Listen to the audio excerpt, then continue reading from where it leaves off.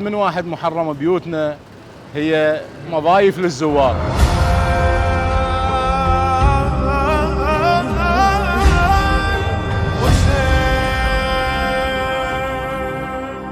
تفضل يا زاير، خذ مرادك يابا. تفضل يا زاير. كل سنة وكل عام نحيي الشعار الحسينية من 1 محرم لغاية 10 محرم بمراسيم الطبخ. وكل بيوتنا مفتوحة جملة وتفصيلا إلى زوار الإمام الحسين، زوار أبي عبد الله من كافة الجنسيات.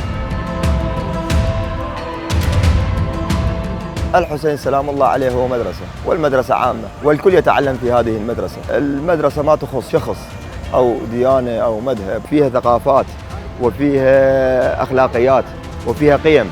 هاي القيم نتعلم من الحسين سلام الله عليه معاني كلش عميقة.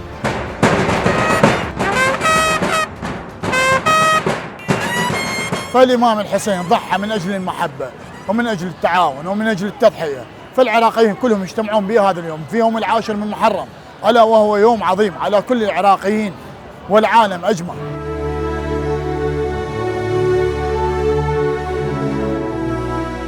احنا كل سنة وكل عام نحث على هاي الخدمة من الصغير للكبير، مثل ما تعلمنا من احنا وصغار.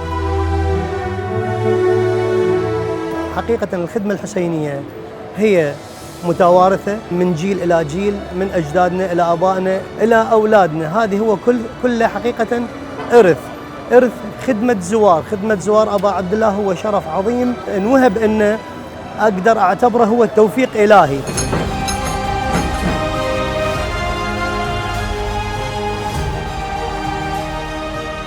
والحسين يجمع العراقيين من شيعة وسنة وأكرادا وعربا وكل أطياف العراق.